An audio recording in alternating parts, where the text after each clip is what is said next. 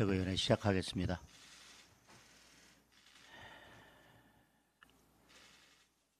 미국에 구금된 우리 근로자들에 대한 석방 협상이 진행되고 있습니다.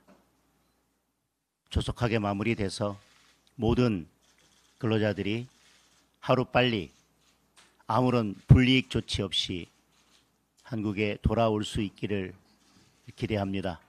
그리고 대통령이 직접 나서서 이 문제를 조속히 해결해 주실 것을 다시 한번 촉구합니다. 그리고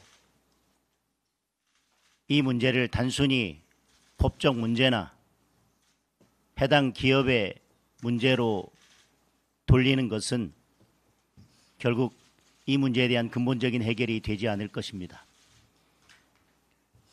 한미 관세 협상에 따라서 우리는 엄청난 규모의 미국 투자를 해야 되는 상황입니다. 이런 법적인 근본적인 문제가 있다고 하는 것은 이미 예전부터 누구에게나 다 알려진 사실입니다. 그러나 정부는 방치하고 있었고 지금 그 후폭풍을 맞고 있는 것입니다. 이 문제에 대해서 근본적인 해결을 하지 않는다면 앞으로 투자를 해야 될 기업 그리고 지금 미국 내에 있는 한국 기업들은 공포에 휩싸일 수밖에 없습니다. 따라서 지금 미국에 구금된 근로자들의 안전한 귀국 조치를 하는 것은 성과가 아니라 필요 최소한입니다. 정부가 앞으로 있을 대미 투자에 대비해서 근본적인 대책을 수립해야 할 것입니다. 오늘 대통령과의 회담이 예정되어 있습니다. 취임 100일을 앞둔 시점에서 대통령이 여야 지도부와 대화의 물꼬를 튼 것에 대해서는 의미 있게 생각합니다. 그러나 변화가 없다면 만남은 의미가 없습니다.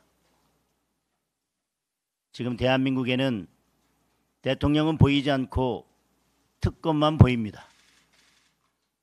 국회에는 더불어민주당만 보입니다. 이것을 바꾸고 변화시키는데 대통령이 어떠한 역할을 할 준비가 되어 있지 않다면 이번 만남은 그저 국민에게 보여주기 위한 쇼에 불과할 것입니다. 이번 만남이 지금의 어려운 국정 난맥상을 풀어내고 더불어민주당의 의회 독주를 막아내고 정치 특검의 무도한 수사를 막아내는데 대통령이 역할을 할 수 있는 계기가 되기를 바랍니다. 그런 의지와 변화에 대한 의지가 있어야 이번 만남이 국민들께 의미 있는 만남으로 비춰질 것입니다. 이상입니다.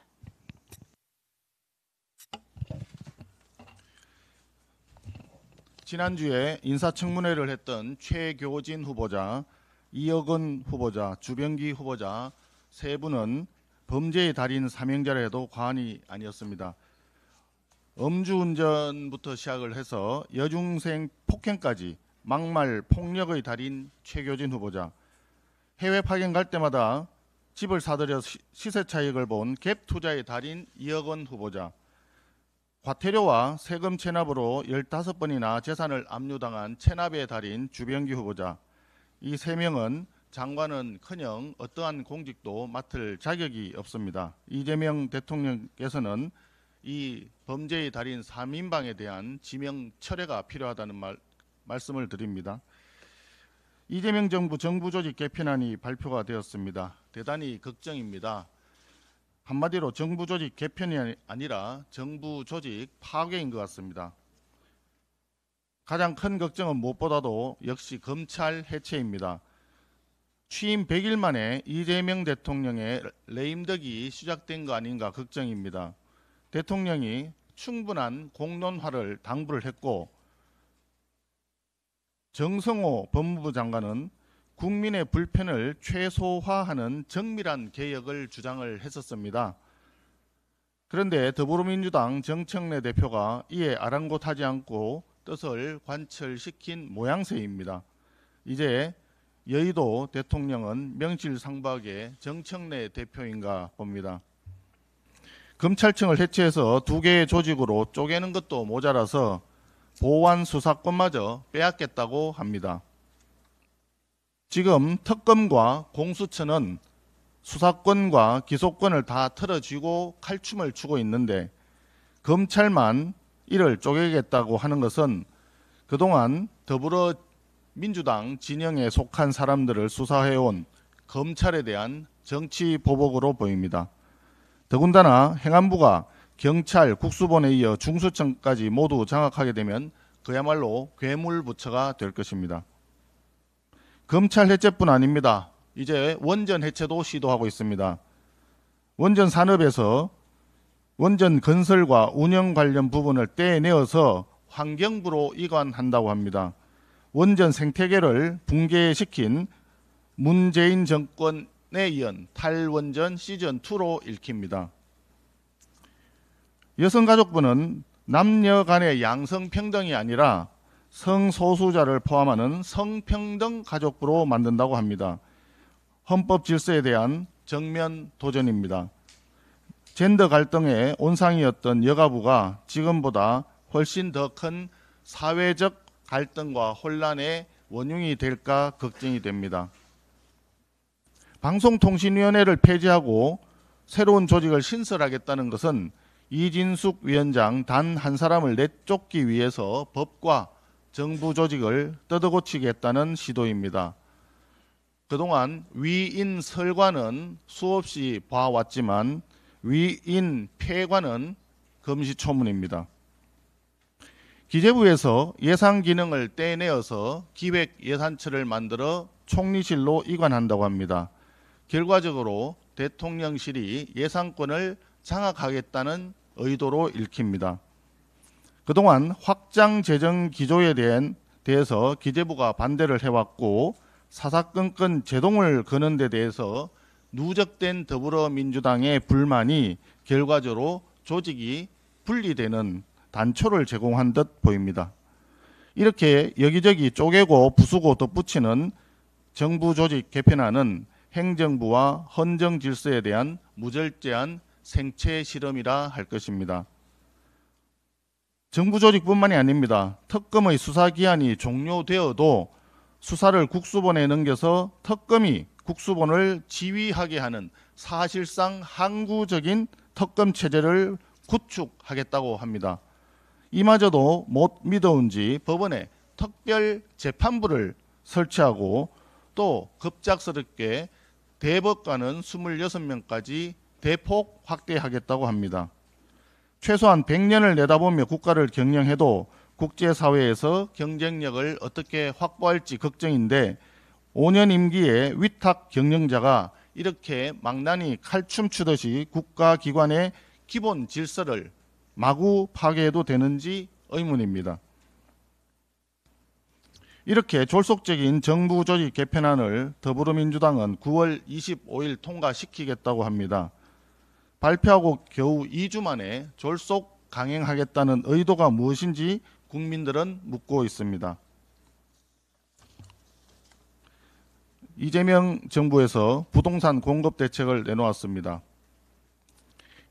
향후 5년간 LH를 중심으로 135만 호 공급을 약속을 했지만 부동산 침체의 본질은 고금리, 고임금에 따른 고비용 구조와 함께 대출 규제 등으로 인한 공급 장애에 있습니다.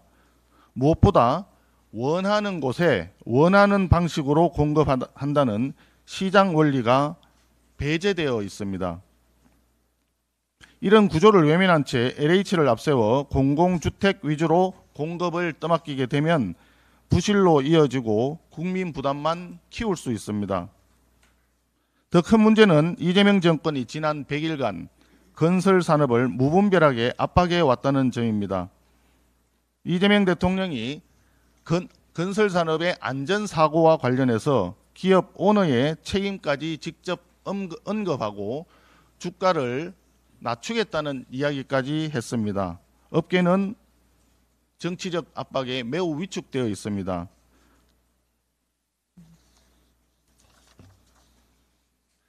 포스코 ENC에서 중단한 사업 중에는 아파트 4만 가구와 조합아파트 2만 5천 가구가 포함되어 있습니다. 대통령의 말 한마디에 국민들의 내 집 마련 꿈이 산산조각 나버렸습니다. 주택시장 안정을 위해서는 LH 중심의 공공주택보다는 민간 주도의 공급이 중요합니다.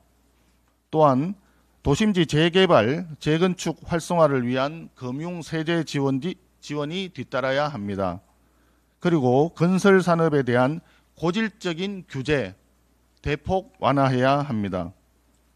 우리 국민의힘에서는 무주택자의 실거주 주택 구입에 대한 대출 규제를 완화하여 실수요자를 보호하고 건설 산업 정상화를 통해 양질의 주택이 안정적으로 공급되도록 균형 잡힌 정책 마련을 위해 최선을 다하겠습니다.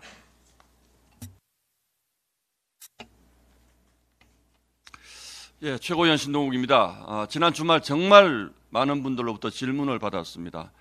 그런데 저도 그 답을 해드리기가 어렵고 대체 왜 이런 일이 일어났는지 이해하기가 어려워서 이재명 대통령께 직접 묻겠습니다. 미국에 현지 공장을 건설하러 간 우리 한국인들이 왜 손과 발에 수갑과 쇠사랑을 차고 끌려가는 모습을 전 세계가 지켜봐야 합니까? 한미 정상회담에서는 정말로 무슨 일이 있었습니까? 트럼프 대통령에게 대체 무슨 말을 듣고 돌아왔습니까? 700조 원이라는 어마어마한 대미 투자를 약속하고도 왜 합의서 한 장 못 받았습니까? 이런 의문들은 지극히 정상적인 의문들입니다. 그래서 많은 국민분들은 지금 이재명 대통령이 거짓말을 하고 있다라고 생각을 하고 있습니다. 그렇지 않다면 지금 미국의 우리 현지 투자 기업에서 벌어지고 있는 일들을 이해할 길이 없습니다. 조지아주의 현대 LG 합작 투자 배터리 공장 현장에서 벌어진 불법 체류 이슈는 사실 크게 불법이라 할 수 없는 것입니다. 미국인들의 일자리를 뺏은 것도 아니고 통상 이런 방식으로 우리 기업들이 미국의 현지 공장들을 건설해 왔기 때문에 불법이라고 인지한 상황도 아니었습니다. 그런데 미국 정부가 심지어는 중화기까지 동원해서 한국인 파견 직원들에게 수갑 채우고 쇠사슬 발로 묶고 무엇보다 신속하게 전 세계에 이 장면을 공개한 것은 과연 불법적인 이민의 이슈로 이런 일을 벌였을 거라고는 생각할 수가 없습니다. 한국 정부를 향해서 똑똑히 지켜보라는 메시지를 보내는 것이라고 저는 생각을 하고 있습니다. 야당 탄압하고 정치 보복하고 종교 탄압하는 국가의 국민들에게 이렇게 하겠다라는 메시지가 아니고서는 이해하기 어렵습니다. 이재명 정부는 지금이라도 한미 관계에 과연 무슨 일이 벌어지고 있는지 국민들에게 소상히 밝히고 협조를 구할 것은 구하기 바랍니다. 저희 당도 초당적으로 외교 문제 그리고 국익에 관한 문제에 있어서는 협조할 것이라는 점을 다시 한번 말씀드립니다. 이상입니다. 네, 최고위원 김민수입니다. 두 가지 사안에 대해 짧게 논평하겠습니다. 첫째, 한미동맹이 붕괴되고 있습니다. 자유진영의 선봉장 미국이 대한민국을 손절하려고 합니다. 이재명 정권 국가와 국민을 판돈으로 건 체제전환의 도박을 중단하기 바랍니다. 마가 미국을 다시 위대하게는 단순한 경제 구호가 아닙니다. 미국의 진정한 자긍심은 자유민주진영의 선봉장, 자유를 수호하는 역할에서 나옵니다. 현대차 기지 급습과 한국인 체포, 이는 단순한 법집행이 아닙니다. 공산주의 국가 중국과 손깍지를 끼는 이재명의 보내는 정치적 메시지이자 강력한 경고입니다. 이재명 정권에 묻습니다. 당신이 꿈꾸는 대한민국도 자유 대한민국이 맞습니까? 부디 잘못된 신념으로 국민의 안위를 위협치 않기 바랍니다. 우리 국민 모두 안전히 귀국하길 간절히 바랍니다. 둘째, 민주당 일당 독재를 위한 빌드업, 정부 조직에 대한 마루타를 멈추십시오. 민주당은 공수처를 힘으로 밀어붙여 권력의 도구로 사용한 바 있습니다. 이재명 정권, 검찰청을 폐지하고 중수청을 정적 제거의 도구로 활용하려는 것입니까? 검찰의 보안 수사권을 소멸시켜 민주당발 범죄는 모두 덮고 싶은 것입니까? 입법도 행정도 사법도 수사권도 모두 장악한 일당 체제를 꿈꿉니까? 괴물이 된 민주당의 권력 독점을 위한 아집만이 남았습니다. 민주당 정치에 국민은 없습니다. 민주당이 계속 국익과 국민을 팽개친 채 장기 집권을 위한 권력 노름에 몰두한다면 이재명 정권 역시 그 수명을 다하지 못할 것입니다. 이상입니다. 네, 양양자입니다. 한미 외교는 고차 방정식입니다. 이재명 정부는 이를 1차원적으로 접근하고 있다는 우려가 기업과 산업계 전반에 점점 커지고 있습니다. 최근 미국에서 벌어진 현대차와 LG 에너지 솔루션 공장의 한국 노동자 단속과 구금 사태는 현 정부의 대미 외교 전략이 효과적이지 않음을 나타냅니다. 직전 한미 정상회담이 오히려 미국의 불신을 키웠다는 방증이기도 합니다. 트럼프 대통령이 원하는 것은 자신에 대한 립 서비스가 아닙니다. 미국 경제에 한국 기업이 어떤 도움을 줄 수 있는가? 미국 제조업 발전에 꼭 필요한 한국의 첨단 산업과 글로벌 기업을 어떻게 키울 것인가? 이에 대한 이재명 정부의 명확한 비전과 대안을 묻고 있는 것입니다. 이번 조치는 트럼프 대통령이 한국 정부에 보낸 경고입니다. 가장 급진적 이념단체인 민주노총 출신의 고용노동부 장관을 앞세워 더 센 상법과 노란봉투법과 같은 반기업 입법을 밀어붙인 후과입니다. 이러한 반기업 반산업적 국정기조를 유지하는 한국 정부는 미국 산업에 불필요하거나 오히려 걸림돌이 된다고 여겨질 뿐입니다. 더 때려도 되겠다, 삼켜도 되겠다는 확신을 줄 것입니다. 냉정하게 직시합시다. 우리가 가진 대미 협상의 핵심 무기가 뭡니까? 우방인이 잘 좀 해달라는 명분으로는 한참 부족합니다. 반도체 산업을 위시한 첨단 제조업의 글로벌 패권 기술이 그 답이라고 일관되게 주장하고 있습니다.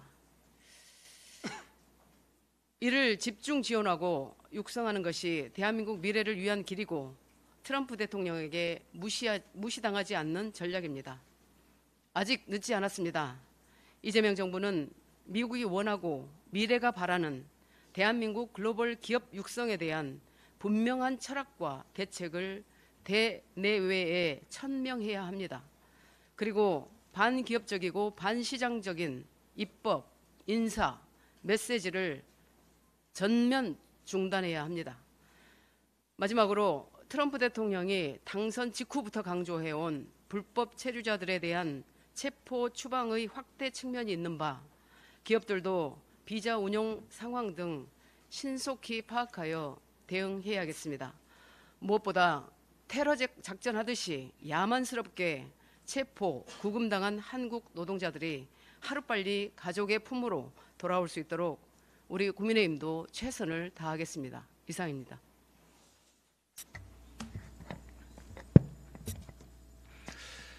예, 오늘 대통령과 여야 대표가 참여한 회담이 예정되어 있습니다. 이 회담의 의미는 대통령이 국민의 목소리를 경청하고 또 정치의 전면에 있는 제1야당 대표의 고언을 충언을 들으려고 하는 자리라고 생각이 듭니다. 그렇게 해서 회담에서 끝나지 않고 회담에서 그저 사진 한 장 찍고 끝나는 것이 아니라 대통령과 정부, 여당의 앞으로의 모습이 달라져야 합니다. 그래야 이 회담이 의미가 있습니다.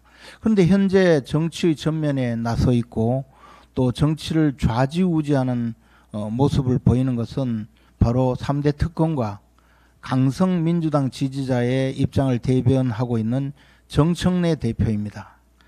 정청래 대표는 사실 정치 전면에 있으면서 국민에게 증오감을 불러일으키고 국민에게 화해와 협력의 의미는 아랑곳하지 않고 오로지 야당에 대한 증오감, 야당 말살의 음모를 드러내는 민주주의의 파괴 행위만 하고 있습니다. 그렇기 때문에 어쩔 수 없이 정청래 대표에게 말씀드릴 수밖에 없습니다. 민주주의라는 것은 상대방, 생각이 다른 상대방을 인정하는 데서 시작이 됩니다. 그래야 타협과 대화가 가능한 것입니다. 정청래 대표는 국민의힘을 상대로 악수도 하지 않겠다. 악수는 사람과 하는 것이다. 라고 말하며 야수의 심장을 가진 민주주의의 파괴자의 모습을 드러내고 있습니다. 이분은 오늘 회담장에서 어떻게 할 것입니까? 우리 장동혁 대표님에게 손을 내밀고 악수를 할 것입니까? 아니면 또 민주주의 파괴자의 모습을 보일 것입니까? 만약에 정청래 대표가 그런 모습을 보일 생각이라면 이 자리에 나타나지 마십시오. 야당 대표를 인정하고 야당 대표의 고언을 조금이라도 받아들이고 민주당이 바뀔 생각이 없다면 회담에 나타날 필요가 없습니다. 국민의힘을 내란 정당이라고 규정하고 특별재판부까지 만들어서 없는 죄도 뒤집어 씌우시려면 오늘 회담은 의미가 없습니다. 사람과 악수하는 것입니다. 정청래 대표도 인간의 모습을 하고 나타나시기 바랍니다. 네, 청년 최고위원 우재준입니다. 최근 불거진 더불어민주당 김병기 원내대표 차남의 대학 편입 의혹에 대해 말씀드리고자 합니다. 지난 4일 한 언론 보도에 따르면 더불어민주당 김병기 원내대표는 자신의 지역구 동작갑에 맞닿아 있는 동작을 소재 숭실대학교 총장실을 직접 찾아가 차남의 편입 방법을 문의했습니다. 그 과정에는 보좌진과 구의원까지 동원되었다고 합니다. 이후 차남 김 씨는 기업의 도움 없이는 입학이 불가능한 특별 전형을 통해 실제 편입에 성공했고 특정 기업이 1,100만 원 안팎의 등록금을 지원한 정황까지 확인되었습니다. 해당 기업은 김 원내대표가 속한 국토교통위원회의 대표적 피감기관인 한국도로공사로부터 400억 원 규모의 사업을 수주한 곳이라는 지적도 제기되었습니다. 국회의원의 지위가 자녀의 학업 문제에 동원되고 이해관계 가능성이 있는 기업의 지원까지 얽혔다면 이는 명백한 권력 남용이며 범죄에 해당 가능성이 있는 사건입니다. 정확한 진상조사가 필요한 사건입니다. 민주당이 그렇게 좋아하는 특검은 이럴 때 하는 것입니다. 심지어 이는 김병기 원내대표 개인만의 문제가 아닙니다. 국민의 기억 속에는 이미 조국 대표 자녀 입시 특혜라는 뼈아픈 사건이 깊이 각인돼 있습니다. 조국 대표의 딸은 고교생 신분으로 의학 논문 제1저자로 등재되고 허위 인턴 경력과 봉사활동 기록을 입시에 제출했으며 성적과 무관하게 6학기 연속 장학금을 받아냈습니다. 청년 세대의 노력의 가치를 무너뜨린 크나큰 사건이었음에도 이재명 정부는 가장 처음 이뤄진 광복절 특사를 통해 조국 대표를 사면했습니다. 이에 더해 민주당은 강선우 의원의 보좌진 갑질, 조국 혁신당에서 일어난 성비위와 최강욱 교육연수원장의 2차 가해, 김병기 원내대표 차남의 편입 특혜 논란까지 청년과 약자 앞에서 늘 침묵으로 일관하고 있습니다. 이것이 과연 민주당과 이재명 대통령이 말하는 정의입니까?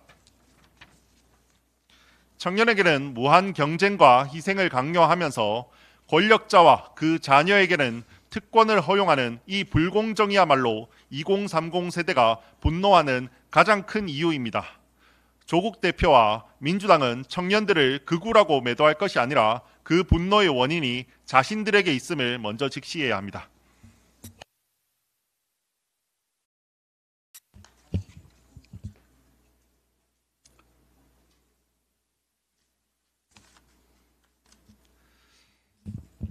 (9월 7일) 일요일 민주당은 전격적으로 정부 조직 개편안을 발표를 하였습니다. 이 졸속적인 정부 조직 개편안이 과연 국민 민복을 위한 것인지 아니면 민주당 성향의 특정 세력의 이익을 위한 것인지는 저희 국민의힘에서는 소관 상임위 위주로 세미나들을 통해서 전문가 의견을 청취하고 면밀히 따져 대응 방안을 마련하겠습니다. 사실 정부 조직 개편은 정부 초기에 이루어집니다. 그것은 신임 대통령의 국정 철학을 잘 반영하기 위한 것으로 저희들 통상 알고 있습니다. 그런데 어제 개편안이 발표된 내용을 보고 저는 깜짝 놀랐습니다. 이재명 대통령과 해수부 장관이 국민을 상대로 여러 번 약속을 했음에도 불구하고 그 내용이 고스란히 빠졌다는 것입니다. 그 대표적인 예로 해양수산부 관련입니다. 해양과 수산은 각각 독립된 전략산업입니다. 하나는 국가물류, 해운, 항만 경쟁력을, 다른 하나는 식량안보와 수산업 생태계를 책임집니다. 단일 차관 체제로는 이 두 축을 제대로 뒷받침할 수 없다는 것이 전문가들과 업계의 공통된 지적입니다. 수산차관 신설은 전국 100만 수산인의 오랜 염원이기도 합니다. 해양수산부 장관 역시 인사청문회에서 수산전담 차관이 반드시 필요하다고 강조한 바 있고 대국민 약속을 하기도 하였습니다. 이재명 대통령도 대선 과정에서 업소득 증대, 어촌 정주 여건 개선, 수출 경쟁력 강화 등 수산업 활성화를 약속하였습니다. 하지만 정작 2026년도 예산안에서 해양수산부 예산 비중은 전체 약 1% 수준에 그쳤고 이번에는 수산차관 신설까지 배제했습니다. 결국 이재명 정부의 수산업 활성화는 말뿐이었다는 것을 스스로 증명한 셈입니다. 아니, 이재명 정부의 개편안이 아니고 정청래의 개편안인 것 아닌가 하는 강한 의구심을 가집니다. 우리나라는 삼면이 바다입니다. 수산은 선택이 아니라 생존의 문제입니다. 또 북극 항로 개척 등 해수부가 할 일이 너무나 많습니다. 이재명 대통령과 전 재수장관은 해양수산부 복수차관제 도입, 해양수산부 기능과 역할 강화라는 대국민 약속을 반드시 지켜주실 것을 강력히 촉구합니다.